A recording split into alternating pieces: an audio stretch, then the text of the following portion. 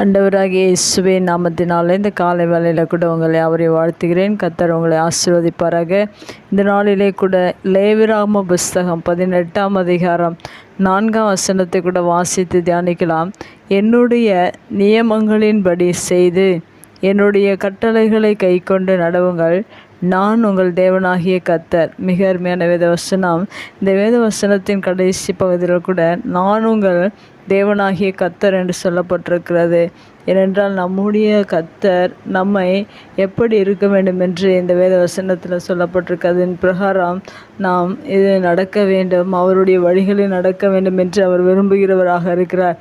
ஏனென்றால் அவர் கர்த்தராக இருக்கிறார். கர்த்தர் என்பதற்கு அர்த்தம் என்னவென்றால், இந்த உலகத்தில் உள்ள வானத்திலும் பூமியிலும் சகல ஆளுகைக்கும் அதிகாரங்களுக்கும் மேற்பட்டு இருக்கிறவர்களை தான் கர்த்தாதி கர்த்தர், ராஜாதி ராஜா என்று சொல்லுவார்கள். அதுபோல் நம்முடைய கர்த்தர் அப்படிப்பட்ட ஒரு உயர்ந்த ஸ்தானத்தில் இருப்பதனால, எல்லாவற்றையும் ஆளுகிறதுனால, எல்லாவற்றிற்கும் அதிகாரியாக இருப்பதனால, அவர் சொல்லுகிற வார்த்தையை மனிதர்களாகிய நாம் கேட்டு செய்யும்போது மெய்யாகவே அநேக ஆசீர்வாதங்கள் உண்டு. இப்படி செய்கிறவர்களுக்கு எப்படிப்பட்ட ஆசீர்வாதம் உண்டு என்று கீழே உள்ள வசனத்தில் சொல்லப்பட்டிருக்கிறது. 5ஆம் வசனத்தில், ஆகையால் என் கட்டளைகளையும் என் நியாயங்களையும் கை கொள்ள கடவீர்கள், அவைகளின்படி செய்கிறவன் அவைகளால் பிழைப்பான் என்று சொல்லப்பட்டிருக்கிறது.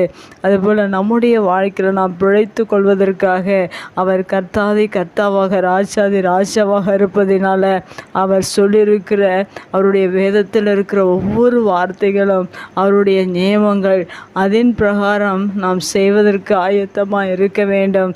அடுத்ததாக இந்த வசனத்தில் சொல்லப்பட்டிருக்கு, அவருடைய கட்டளைகளின்படி நடவுங்கள் என்று, கை கொண்டு நடவுங்கள் என்று சொல்லப்பட்டிருக்கு. மெய்யாகவே தேவன் இந்த வேதத்தில் அநேக கட்டளைகளை எழுதி வைத்திருக்கிறார். முதலாவதாக தேவன் ஆதாமுக்கும் ஏவாளுக்கும் கட்டளை கொடுத்தார். அடுத்ததாக இஸ்ரவேல் ஜனங்களுக்கு கட்டளை கொடுத்தார். அந்த மனிதர்கள் கட்டளைகளை மீறும்போது அநேக கட்டளைகள், 600க்கு மேற்பட்ட கட்டளைகள் வேதத்தில் உண்டு. அப்படி கட்டளைகள் பெருகி இருக்கிறது. ஒவ்வொரு கட்டளைகளை நாம் வேதத்தில் வாசிக்கும் போது அந்த கட்டளைகளை நாம் கை கொண்டு நடக்க வேண்டும் என்று நம்முடைய கர்த்தர் விரும்புகிறார். நாம் விரும்பி தேவன் சொல்லியிருக்கிற வார்த்தையின் பிரகாரம் அவைகளை கை கொண்டு நடக்கும்போது, அவைகளை செய்யும்போது மெய்யாகவே அவைகளால் நாம் பிழைத்து கொள்கிறவர்களாக இருக்கிறோம். இப்படிப்பட்ட ஆசீர்வாதத்தை எல்லா மனிதர்களுக்கும் தேவன் பிழைத்து கொள்ளும்படியான ஒரு வழியை நம்முடைய கர்த்தர் வைத்திருக்கிறார். பிழைத்து கொள்வதற்கு நாம் அநேக காரியங்களை இந்த பூமியில் செய்து கொண்டிருக்கிறார்கள் மனிதர்கள்.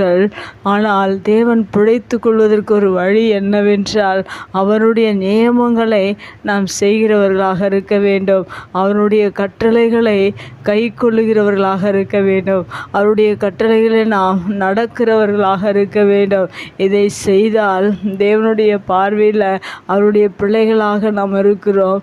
அதை செய்யும்போது செய்கிற ஒவ்வொருவரையும் தேவன் நேசித்து அவைகளால் நாம் பிழைத்து கொள்ளவும், உலகத்தில் இருக்கிற சகல ஆசீர்வாதங்களையும் நன்மைகளையும், ஆவிக்குரிய ஆசீர்வாதங்கள், இன்னும் அநேக ஆசீர்வாதங்கள், வேதத்தில் இருக்கிற சகல ஆசீர்வாதங்களையும் தேவன் உங்கள் மேலே பழிக்க செய்வார். பிழைத்து கொள்ளும்படியான வழியும் செய்வார்.